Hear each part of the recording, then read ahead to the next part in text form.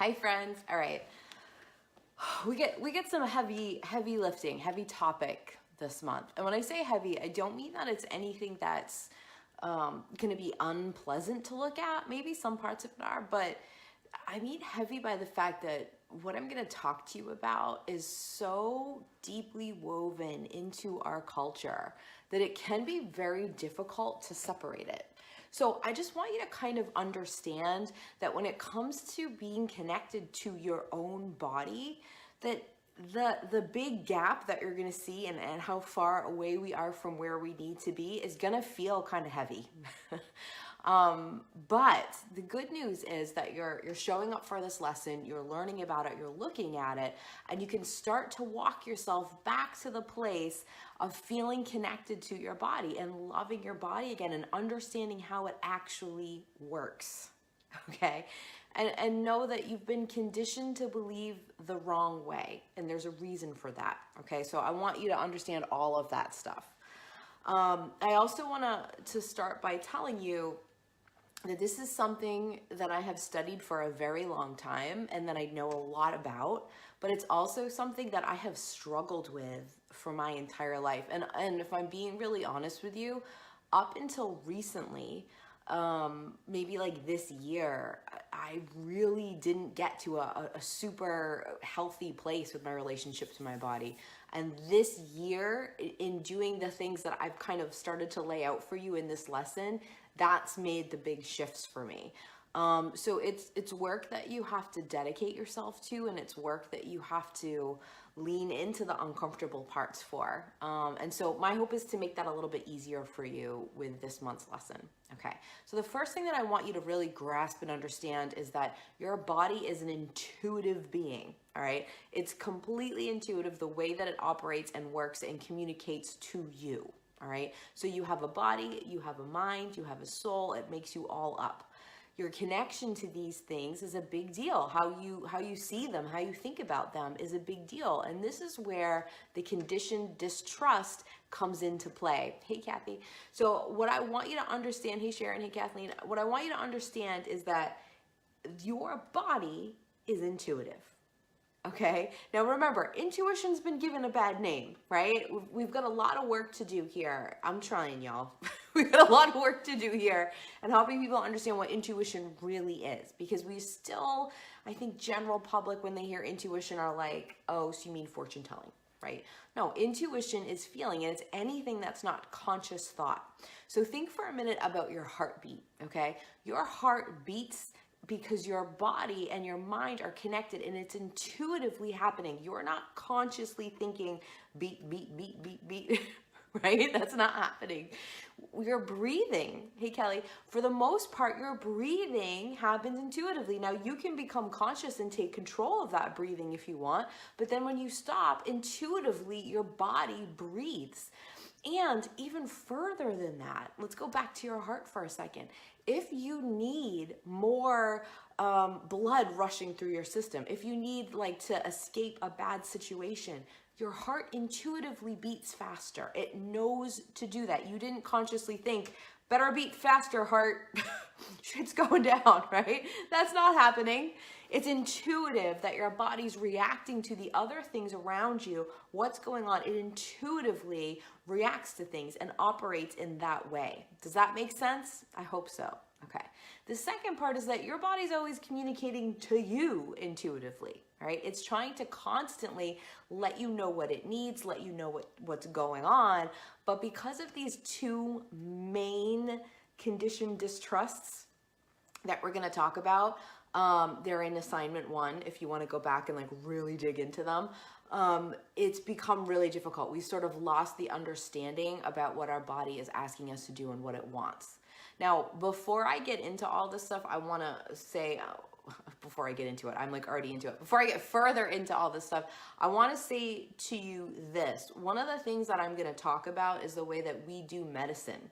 And the way that we treat symptoms in our bodies and not root causes. But I want you to understand right now that that does not mean I'm anti Eastern medicine, that I'm anti our medical system.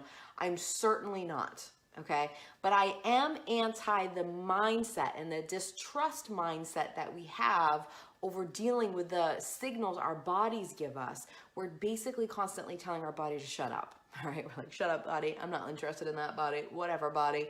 Why aren't you meeting the standard, body, right? So I want to just say that here, because I know once I get further into this, I'm not going to remember to say it. All right, so just take that in, breathe.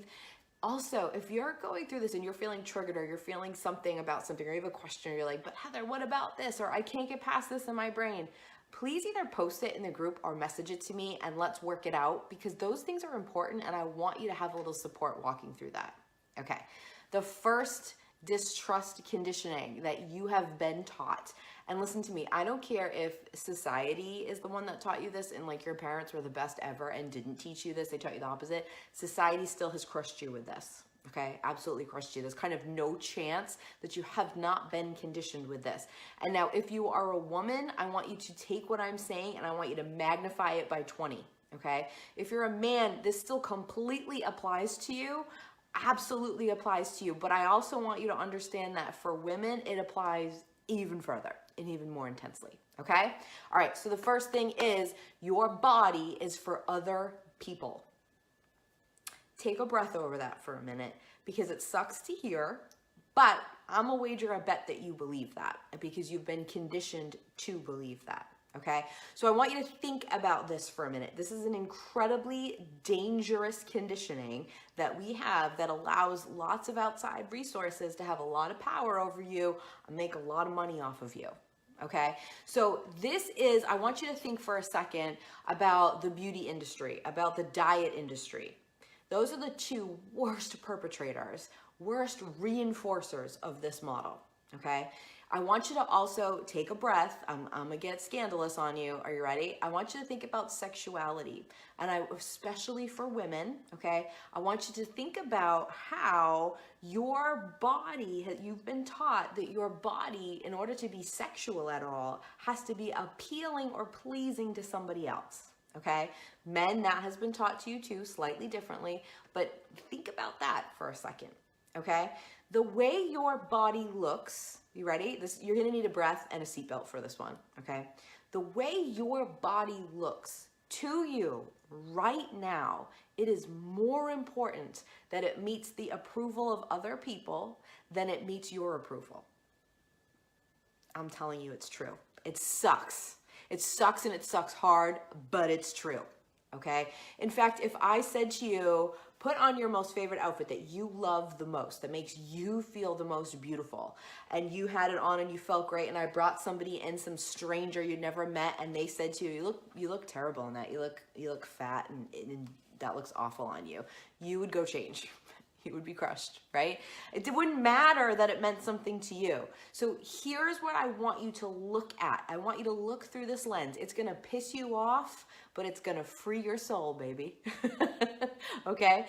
Take a breath and listen to this.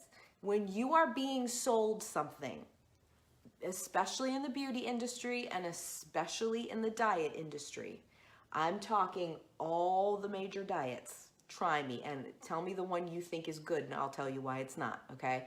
All of these things are being sold to you. All of these products are being sold to you, and what they're saying to you is that you're not meeting a societal standard, so you need to change, all right? This works, sadly, okay? Sean said, 100%, I worry when my husband is going to decide he doesn't like how I look. Yes, I'm gonna get to that in a second, Sean. I like that you posted that, thank you. So think about every diet ever made that you've ever bought, okay? It says, this is a way of eating that works for somebody else. So apply it to your body. Don't listen to your body's needs. Don't investigate what your body wants. Don't listen to when your body's telling you it needs something. You know, listen to that, but don't trust it, because your body is going to go off and it's going to do something wrong. And whatever your body wants, it's not going to want something that's going to allow it to look away society approves. Hurts, right? It sucks, but it's very, very true. You have been taught that the way your body's going to tell you to eat, you've been taught that the amount your body's going to tell you to eat, what it's going to tell you to eat, how much, all of that, that if you listen to your body, it's going to be wrong. Don't trust it, okay? Instead, trust somebody else. with a one-size-fits-all way of eating, and that's the right way for your body. Don't ask your own body. Don't tune into that. Okay? I know. Sucky, right? Right, Kathleen? Yeah, she said, yikes, yeah. This is what you've been taught, that your own body is not capable of getting to a place of optimal function. Now listen to me. Your body is designed to optimally function for you. 100% capable of doing that for you. But when you were a little kid, you were taught it wasn't, okay? You were taught to not trust it, okay? If you look into stuff like the psychology of eating and intuitive eating, which I highly suggest you learn about, what you'll see is that what you're being taught to do at first is to do exactly as your body tells you. Because here's the problem. Think about this for a minute. When you're told to meet a different standard, don't listen to your body, don't trust your body, don't listen to what it wants, don't tune into that. It's gonna lead you astray, right? You're told to do what? Think about that for a second. Don't do what feels good. Don't do what your body's intuitively telling you to do. Do what? And the answer to that is restrict, okay? Restrict, restrict, restrict. So what happens is your body says, boop, sends you a signal. You probably don't freaking understand the signal and you think it means 12 cheeseburgers, but it really just is like, hey, we need some salt for what we need here. Can you send down some salt? Or it may say we need some protein, right? And suddenly you're dreaming about a cheeseburger. Whatever that is, your body tells you that and you go, no, I cannot have that cheeseburger, body. I know that you want that cheeseburger. I'm not going to pay attention to what you're actually craving and what you're actually asking me for, because if I eat that cheeseburger and I go walk around, society's going to think my body doesn't look right. So no, you don't get that. I am restricting you from that. And in fact, I'm restricting you from telling me at all what you want. I'm not even going to tune in, and I'm just going to follow this plan where I'm going to either eat these things that I'm told to or sent in the mail, or I'm going to have this amount of calories and stop when this tells me to.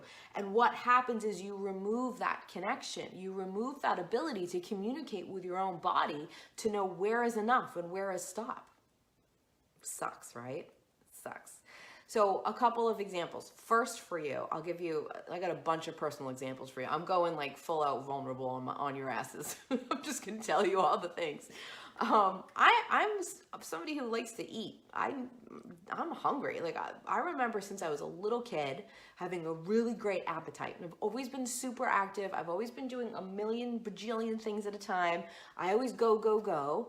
And I've never been incredibly overweight. I've been a little bit overweight, and then I've been overweight after having my second son and not been able to get it off. But I've never got along with my body, okay? So I just always had this big appetite. And I can remember as early as like 6 or 7, people really making comments to me about how much I could eat for a girl. Okay, and sort of as if it was this like, ooh, you're gonna have to reel that back in. I remember jokes like, wait till she gets to the age that she likes boys, she won't want to eat in front of them. And I was like, fuck that. I'll make them feed me. Right? But I can remember this. And you know what? I wish that was my reaction, but it wasn't, right? It was like, oh, there must be something wrong with me. There must be something wrong with my body that it's that hungry all the time. It's more hungry than other people's bodies, apparently. And it looks as if society's standard is for me to eat a lot less than this and to not eat in front of people and to not be hungry. So I better do that instead of what my own body's asking. Make sense? Then this comes into play and I stop trusting it. I stop listening. Now, what happens when you don't trust is that your body stops trusting you too. And it's like, and it goes into what we call survival mode, all right? Because you're flooding it with ego. You're flooding it with fear. Make sense? You're completely going, I'm afraid I'm not going to meet society's standards. And that's more important to me than giving my body what it needs. So I'm going to flood you with fear. And I'm restricting, so I'm flooding you with scarcity. Pure ego. So your body reacts to that intuitively, because it's amazing, And it goes survival mode. And now everyone has different survival modes based on your purpose, believe it or not. My survival mode is like, quick, add an extra 10 pounds to this bitch and let's keep her alive. That's my survival mode. I have a friend whose survival mode is like waste away to almost nothing. It doesn't matter what she's eating. She can't hold any weight on her body, okay? It's all different ones for different people. And so whenever that happens, your body is in survival mode and it's not trusting you to get it what it needs, okay? So for the very first time you start doing this, your body's going, oh my gosh, I don't trust this person to give me the fuel I need to keep this person alive.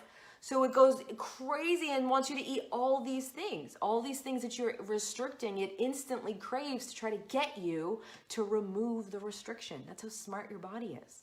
So here's the thing, people go into this, they go into intuitive eating and they realize that they've got to follow what their body's telling them.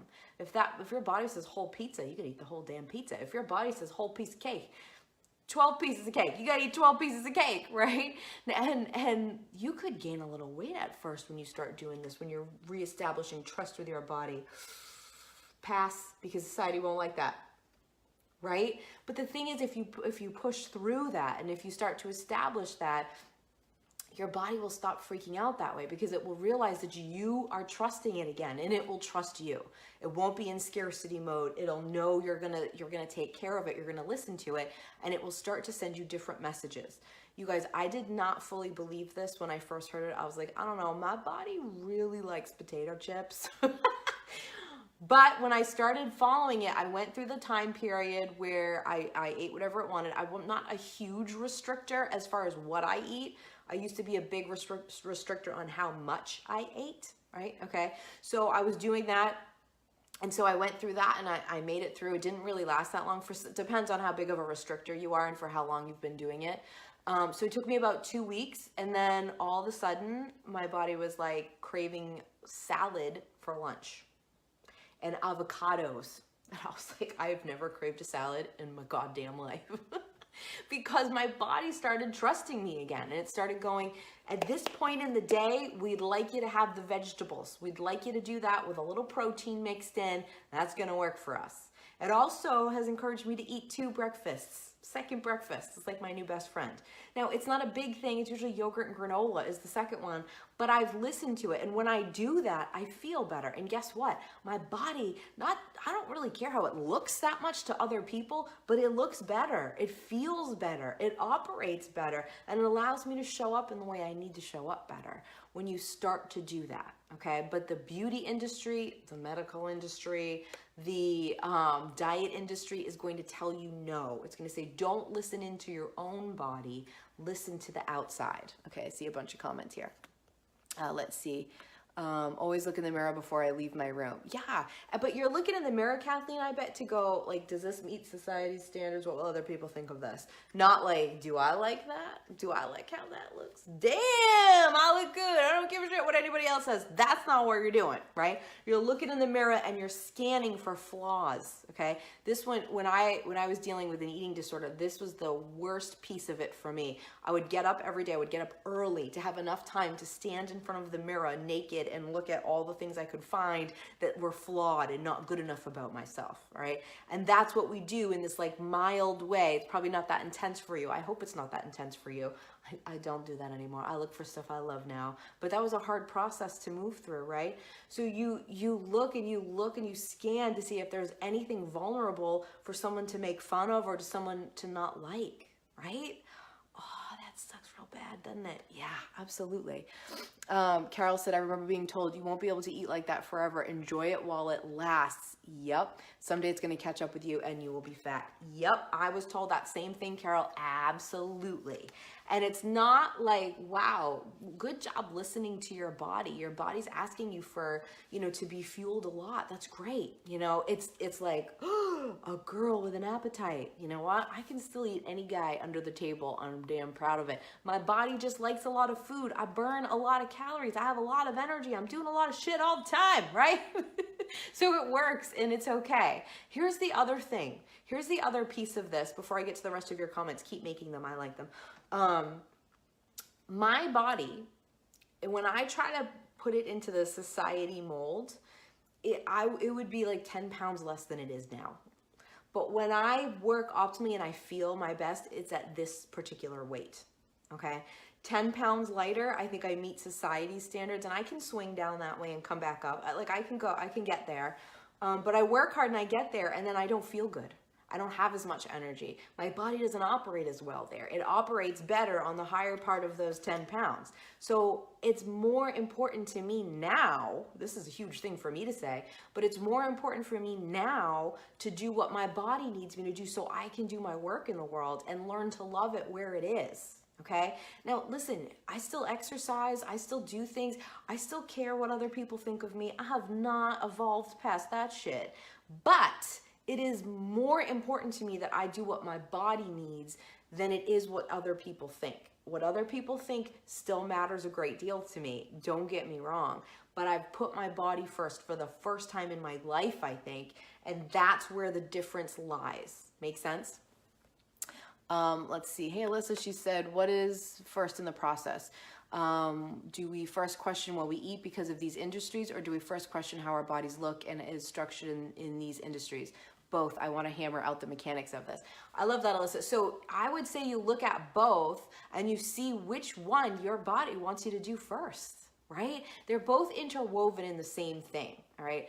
Mainly, your concern is that your body meets other people's approval. So based on that, that's what you go out after that, and you change the way you eat, and you change the way that you look, and all of these things, right? Listen, I'm not going to be the one to tell you to like, this is not my natural hair color. But you have to do things for you, not for society, right? Part of going as crazy as I could with my hair this last month was that, like, I want to see how far I can push myself to do what I want, to do what makes me happy, even though society is going to think it's cuckoo, right? Like sometimes you have to do that. So I would serve that in you first, and then go outside and start addressing the other things and see where it feels right to you, okay? But learning how to trust your body again, to tell you how much it wants to eat and where it wants you to stop and how much it wants to weigh and when to exercise and how much to exercise and what to do for exercise, learning to ask it is huge, huge. Does that make sense?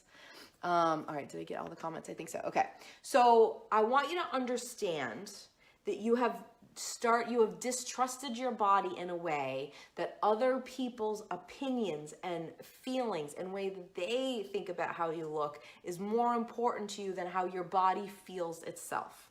And if you want more about this, especially about the eating stuff, this is where I want you to look into intuitive eating and the psychology of food, okay? And I want you to start to shift and do some work in there. You can go further with that. I could do a 6-month everyday study of this with you. Like it's intense.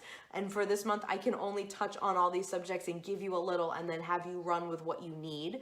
But that's a big, huge piece of this, okay? Trust your body. Love how your body is. Your body is designed to look a certain way to help you carry out your purpose. Believe it or not. Now, you might not always figure out why, right? I still don't know why I have to be short. Like, anytime now you could tell me that'd be cool, but I'm all right with it. It's part of it. And I trust that your body is a vehicle to help you do what you came here in this world to do. All right. It's also something that is meant to be happy, is meant to be in a state of abundance and pleasure and happiness. And you're taught to restrict that all the time with food, with sex, with exercise, with anything. You're taught to keep that stuff restricted. Don't just do what your body asks you to do. And because of that, your ability to communicate with your body and know what it wants gets like severed. Make sense? Kathleen says certain foods make me sick. Wonder if that's my ego. It's probably your body, Kathleen. Like, I love food. All right. I love bread. And I think cheese is the best invention in the world. However, my body does not like me to eat gluten or dairy. If I eat gluten or dairy, I don't feel good. And I used to fight that all the time. I used to go back and forth. And then I just was like, my body doesn't work optimally that way. So instead of trying to do that and wishing my body would be better or taking a bunch of pills, I'm just not going to eat that shit anymore because I want to show up at 110% all the time, and I want my body to function that way. So my body went, okay. Now listen to me. this could be a whole other 18-month topic, but I'm going to touch on it for a minute. If you are an incredibly intuitive person, which if you're in Rebels, good chance you are, all right? If you're an empath, your body is far more sensitive to chemicals, far more sensitive to chemicals. So you're designed to be connected to the earth, and that's part of your intuition. So things that are not of the earth bother you more. Your body detects it more because it is more in tune with that and lets you know, no, we need to be more connected to the earth. We need to be more connected, more. And if you have something synthetic or something chemical based put into your body's going to react bigger, louder, faster. Okay, so if I'm eating gluten, the reason that gluten is a huge problem is not because of gluten itself. It's because of what's been done to the gluten, okay? See, my throat chakra's like, oh God, the gluten talk. So gluten has completely in our culture, you can look this up. I'm gonna glaze over it, so I just give you a piece of it. Has been mixed with Roundup. Okay, so there's all of this intense pesticides and things put into our wheat. All right. And it's processed this way, and it's so far in, we're so far gone that the seeds are already, it's already in them because they're made synthetically. Okay, are you with me? So all of this is happening. It's GMOs, right? Genetically modified. What does the O stand for? I don't remember. Genetically modified ingredients and things that you're using are what is happening. So your body, if you are my age or older, okay, I'm 36. If you are my age or older, your body is used to having gluten that is soaked in Roundup. Okay, Roundup is a pesticide, so it's meant to kill certain bugs and certain bacteria and things that will injure or hurt the plant. You with me? When you put that into your body, you kill the good bacteria in your stomach. All right, so when that gets in there, the balance of bacteria, good and bad bacteria in your stomach gets thrown off. Now, if you are an empathic person, you are connected to the earth, your body is more intuitive and signals you faster and says, whoa, don't put this shit in there. It's throwing us off. It's throwing us off. And what do we do when that happens? Shut up, buddy. I like bread, right? So think about that for a minute. Now, even if you have, let's say like after 5 years of doing this to your body, let's say you have some wheat that's not treated that way. Your body's so intuitive that it sees wheat and it goes, this is poison. We don't want this polluting our environment, and tries to kick that shit out and signals to you, don't eat that. Don't eat that. It starts to see it as something that's not going to allow it to work optimally. Okay? That's what your body's designed to do, to work optimally all the time, to show up optimally. And when stuff's off, it's throwing that off, it's signaling you. Your body operates in a state of ease, which we call the ease state, also known as the flow state, okay? It just does it. And it's always trying to protect that state. And when it gets thrown off of ease, when it's not being able to do naturally all the things that it wants, that's where we have dis-ease, disease, okay? And so your body's signaling to you something's awry, and we're knocked out of that natural ease, that natural flow state, so you need to do something. Make sense? Okay, we're gonna get more into that when we go into symptoms next week, but that's what I want you to understand. That's what your body's doing. Got it? We're going to talk about this next week, but I'm going to give you a sneak preview. When your body says, hey, something's getting thrown off here, boom, you get a headache. What do? Shut up, body, take some Tylenol, ignore the symptom and not look at why you got a headache or what your body needs and why it was signaling to you that with a headache that it needed something, right? That's what we do. That's what we're taught to do. Okay. That leads me into our second piece, which is that our distrust conditioning, that your body is incapable. Your body is completely capable of being in flow state. 100%, you were born that way, it's able. Now, I know, asterisk, side note, some people are born with a bigger medical challenge than other people, and it's harder for them to be in ease flow state. I know, that's another topic for another day. But I'm talking about general health right now. Your body is designed to do those things on its own. What it needs from you is support sometimes, because it gets thrown out of the state of ease into dis-ease. Yes, it got thrown out of that state, and it signals to you that it needs something to be supported back into that state. But what we do is think my body's incapable, so let me do it for it. You with me? I know, it's like crazy, right? So think about the medical industry here, okay? Let's use the headache example. If I follow the distrust model, which is what our medical community promotes, right? And I get a headache, what I'm gonna think, and I'll over exaggerate this to make my point, but if I get a headache, what I'm gonna think in the distrust model is, oh my God, what is wrong with my body? My body is so stupid. I've got a headache. What is even up with that? I'm not supposed to have a headache. Something's wrong with my body. I don't understand why my body is not capable of being not with a headache.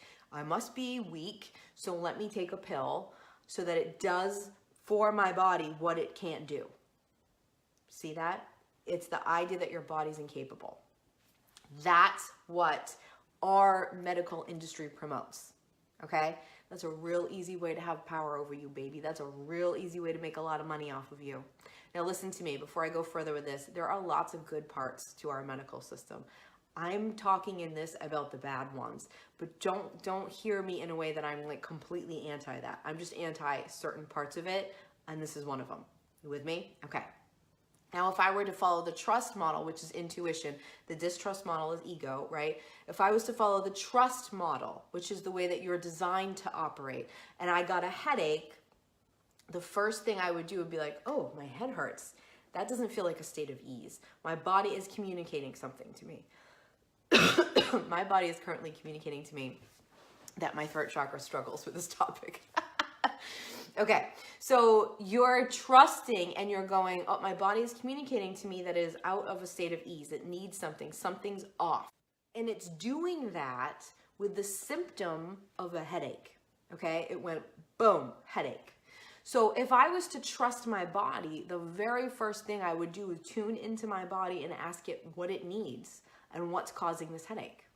All right. And if I did and I tuned in and I asked it, it would tell me what it was. Okay. And actually, if I had been doing that for years, just the signal of the headache, I would know exactly what it was. Okay. Because your body uses the same symptoms to tell you the same things. Make sense? So if I did the trust model, I would then go and look like, what does my body need and what can I do to correct that thing that's thrown it out of ease? And by treating that root cause, my body stops signaling me with the symptom because it got what it needed and the headache goes away. But what we do instead is take a pill to remove the symptom, and we never go and listen to what our body wanted. It's telling our body to shut up all the time. Right? Distrust, ego, not intuition. All right? Next week, we're going to talk about symptoms and the symbolic meanings and how your body's using symptoms to communicate to you. But I just want you to see this part first. You have been taught to distrust your body, that it is for other people's approval, and that it is incapable of doing what it needs to do and functioning the way it's meant to function. And that is wrong. Okay? If you can start to see the holes in those shit stories you've been conditioned to believe, you can start to heal. Things can start to change. All right? You are going to face some fears because listen, we all want approval from other people. We all want to walk down the street and have people be like, damn, you look good. All right? Like, that would be way better than people being like, what the hell is that person wearing? Get it together. We all want that. But it can't be the sole way that you are connected to your body. Does that make sense to you? Let that sink in and really look at it. Start asking your body what it wants. When was the last time you were quiet for a second, you tuned into your body and you were like, what do you need, body? Okay. 9 times out of 10, the first time you do that, your body's going to be like, water. Give me some water, bitch. I'm thirsty because we don't give our bodies enough water, right? But tune in and start asking and just keep giving what it needs. It will learn to trust you better. You'll learn to treat it differently. Make sense? Oh my goodness, it's a big deal. All right. Tell me how you're feeling about all of this. Tell me your questions. Tell me the stuff that comes up that feels like it's in your way. Here's the thing, one thing I want you to understand. This isn't gonna all change because one day the beauty industry gets a conscious and stops trying to sell you stuff because you're not good enough and starts trying to do stuff that's like enhancing how amazing you are and like helps you find out how to express who you really are, so your image matches how you feel about yourself inside and you show up on the outside like you feel on the inside. That's not going to change tomorrow because we're all pissed about it. And the medical industry isn't going to change tomorrow. And the diet industry, which is a ridiculously rich industry, isn't going to change tomorrow. What's going to change is that we change and we stop buying into this stuff, and then they have to change as a result. So keep that in your mind too. The change has to start with you, okay? Carol said, I'm pretty sure my body is going to ask for fried chicken. Well, then you give it some fried chicken, baby, because you're not restricting anymore. Here's the thing. Your body's not going to ask you for more fried chicken than's good for it if you trust it, if you're not restricting. But if you never give your body fried chicken and you give it fried chicken, it's going to be like, oh my God, for some reason, she's giving me fried chicken. Get as much of it as you possibly can because she's never going to do it again. Makes sense? That's how your body's operating. It's operating in survival mode, not thrive mode, not optimal state, not this is the best way that I show up. This is what we need. Give me a salad, girl. Like that's not what it's going to do, right? It's instead operating in the survival mode because you restrict. Make sense? I bet it does. Listen to me. The other thing that I want you to do, and I think I have this in an assignment somewhere, but I want you to start with it now because we're talking a lot about food. I want you to start asking your body to tell you while you're eating when it's full, okay? Because there's this idea that you don't feel full until 20 minutes after you're actually full, all right? And it's just promoted because it's like, just more ways to distrust your body. Like, look how incapable your body is. It can't even tell you you're full when you're full. I'm gonna tell you that's bullshit. You absolutely can tell 20 minutes after you're done eating if you're full or not. Duh, that's so stupid. You can also tell while you're eating. I established a thing with my body that's called the 5-bite rule, okay? Because I'm too rebellious. Like if you're like, you're done, I'm gonna be like, watch me eat 2 more bites. So I have a thing with my body where I've tuned in and it takes a little practice, but I'll tell it to give me the 5-bite warning. Okay. 5 more bites and that's all we want. Cut it off there. That's the optimal amount for the body. That's where we feel good. Stop there. And so it took me some practice. I kept tuning in, kept asking, and now I get this twinge right up here, and it was like, boop, it's just this little twinge, and I know, whoop, there it is, 5-bite warning, okay? And I actually intuitively feel it like seconds before the twinge now. That's how in tune it is. My body will tell me. Yours will too. It's just that you don't pay attention to that. You haven't been asking it, right? You ask your body if it's full 20 minutes after you ate. Well, duh, obviously you stopped eating, so it's full. So try things like that. Start working there. Your body can absolutely tell you that. It's 100% capable. Listen to me. When you flood your body with too much anxiety, what happens? Think about that. If it can't function optimally and you've got too much anxiety, it alerts you by giving you a stomach ache probably, right? Boom, your lower chakras start to ache and you're like, oh, my stomach, I got a nervous belly ache. That's because your body's going, yo, this is not going to go optimally if you're having that much fear right now, sister. Get it together, right? That's your body talking to you. Your body is so capable, but you've been taught to distrust it. So that's where I want you to start, and just take that conditioning and like put it over there and like staple it to the wall so you can look at it and you can see it everywhere, just a step outside of yourself, okay? Tell me how you're doing with it. Tell me how you're triggered. Reach out if you need support, but muddle through this, guys. It's really worth it, all right? Have a fantastic day. Talk to you soon. Bye.